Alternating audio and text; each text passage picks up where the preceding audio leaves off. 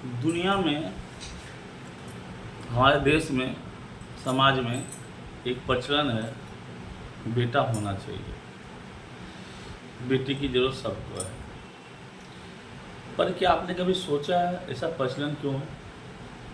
ऐसा क्यों है जिसके वजह से पूरा देश में, समाज में सेक्स रेशियो का ट्रबल हो चुका है, समस्याएं बहुत हैं, फिर भी ऐसी सोच, मान्यता जन्म कहाँ से लेती है? ये बात सोचने वाली है और तार्किक भी है, नैतिक भी है और समझना जरूरी भी है। जब एक बेटी पैदा होती है तो ऐसा नहीं कि माँ खुश नहीं होता, क्यों? माँ का संतान मतलब ही अपने आप खुशी है, और संतान की कीमत समझनी है तो उन माँ से जाकर पूछिए जिनको आज तक बच्चा नहीं हुआ, या जिन्होंने अपना संतान खो दिया, तो संतान की खुशी क्या होती है उनसे पूछिए।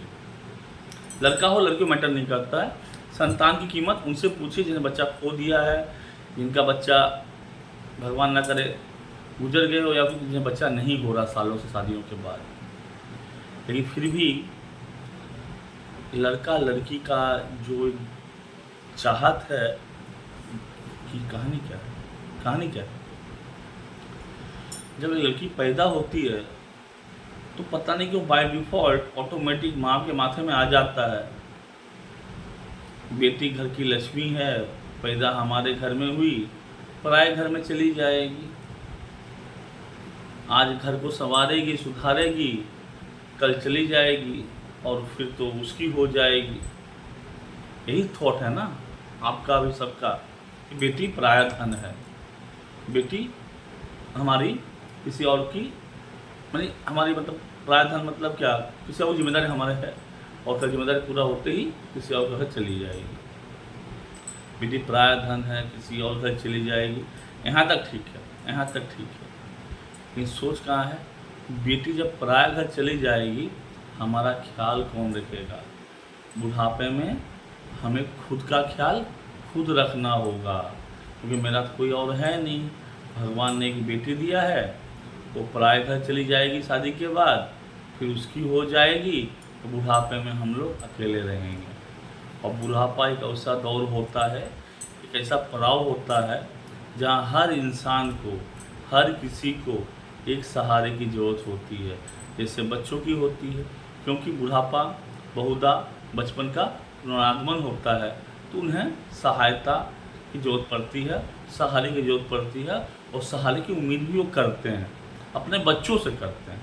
क्योंकि बेटी है, पराया धन है, उम्मीद कैसे कर ले? उम्मीद कैसे कर ले? आप उम्मीद नहीं करेंगे तो क्या होगा?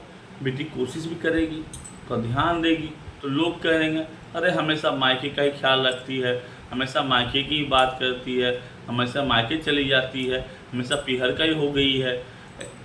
ये जो कहने का मतलब है क्या है? ये गलत है। जब भगवान ने गलती नहीं किया, कपड़ा अलग पहना के भेजा है, आपको लड़की कपड़ा पहनाया, लड़का कपड़ा पहनाया, आप क्यों कर रहे हैं?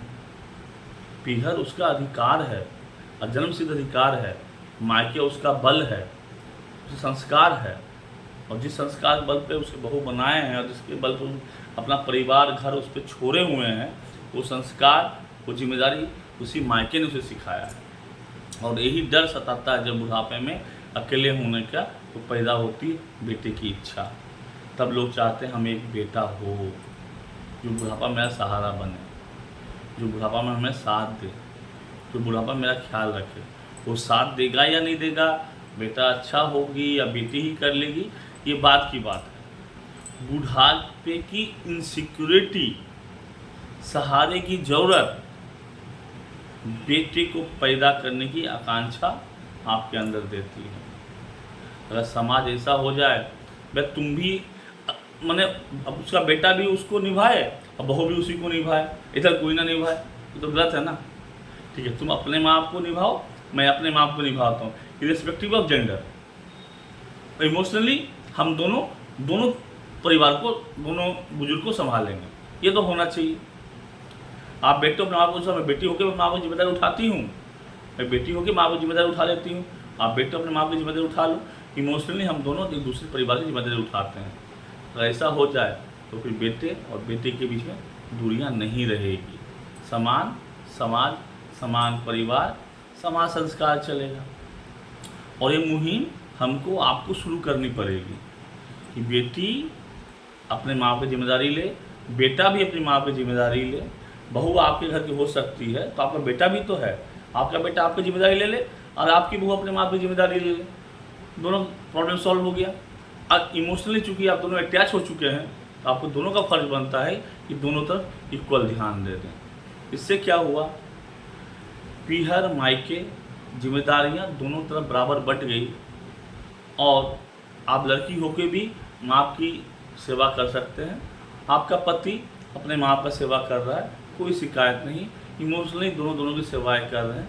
तो जो बेटा बेटी का आकांक्षा की जो कहानी है, जो दूरी या मजबूरी है, यहाँ पे ख़त्म होती है और समाज मेरा अच्छे तरीके से चलेगा।